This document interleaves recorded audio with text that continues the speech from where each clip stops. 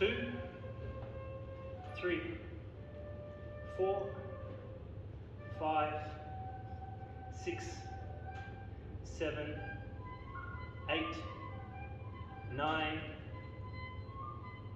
10. So when you've been practicing walking the index finger over, walking the thumb under and turning your grip, we do the same thing if we are working through grip changes here. Now, we'll often use kind of a movement with a longer weapon because otherwise it's top heavy. We'll often rotate it into position to take positions as we're moving through the grips, but essentially our hands are still doing the same thing. Hopefully that makes sense to you. In reality, apart from doing some changes and openings, your karambit stays in either this position or this position, and it doesn't live in the open position unless you're doing something with it specifically, and then the minute you're finished whatever that you're doing, it will normally go back into a more secure grip. Open it and then just let it bounce back. When you open the karambit, very often we're going to shelve it with the 3 fingers underneath it, okay? So we don't want it to come out and end up dangling down like this. You always want it to move through an extension of the arm. So you're generally going to shelve it on the end of the fingers, and between the middle finger and the thumb, you can pinch a little bit to add a break. So it just basically stops its rotation, anchors it a little bit more so that you can pull your cut and then you can put it back in. So everybody have a bit of a quick play with that. So whenever you can try to roll it down and catch it. So you're going to do 1, 2, then put it back. So I'm going to, instead of just out and catch it on the first roll, I'm going to catch it on the second roll with 3 fingers there and the finger underneath, and then put it back in. So I'm going to go 1, 2, and back, back. Circle like spreading my hands open, so I can open, and I'll put it back. Yeah. So it is basically this opening, in a way, and this movement added together because I throw it out of the back of the hand like this. So it's basically the drop, but I use the circle to drop it open. Yeah. And then I can bring my hand in a full circle, so I can go out, back in. I can go out, roll it back in. Now all they are is combinations of this movement. I'm turning to chamber, and as a chamber I can come back, and there's my movement there. So when we often will pull and we'll hook something, we don't want to hook with an open surface. We want to close that gap so that we pinch whatever it is that we're pulling, trapping, or relocating. When we open this here, boom, see?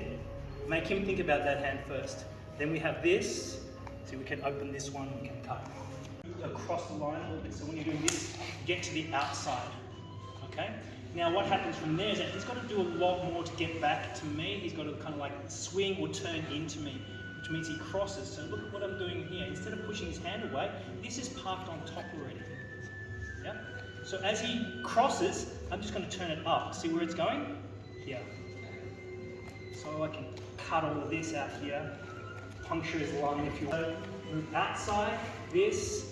If he throws a punch, he crosses his line, you'll hear already. We have a cut there. Yeah? You can use this to control his elbow. Yes. Okay. Then continue to cut. So now we do this. Then outside, here, here, straight away. There's a cut there. You can put this back in front, let him punch again, and then you have this cut here. Now both arms are like this. Okay? Not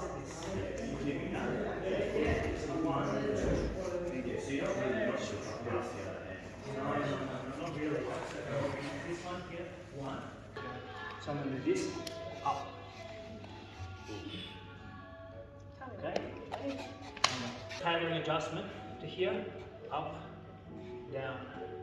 Yeah? If they drop a little bit on you like this, you don't have to go to the body. It's easier just to go here. Okay? This one first. So we can go, take the hand, yes? We can go from here and then continue, right? We can go in, then go up, continue, yes? We can go in, this, boom, continue, everything that we did before. Right? So you start to see there's just come Lego pieces, yeah? Yeah? So you can think of that. Remember this here, you got outside entry, you have split entry.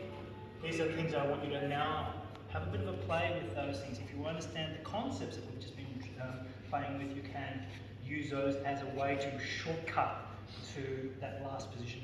So if I come up to here and he grabs his hand instead and he grabs on hard, okay, all I'm going to do before I draw is I'm just going to swing my hip out of the way. I'm going to do this and I'm going to park.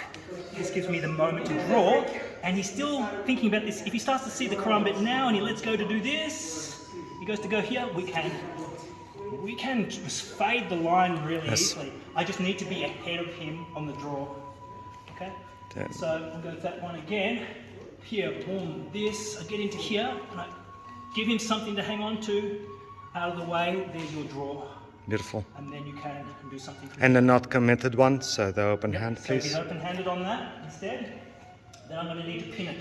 So when I get to here, and he's like this, and I know I can feel he's not locked into this position here, I'm going to shoot to this side. So he comes up, then I'm going to pin. And now I can draw. Thank you.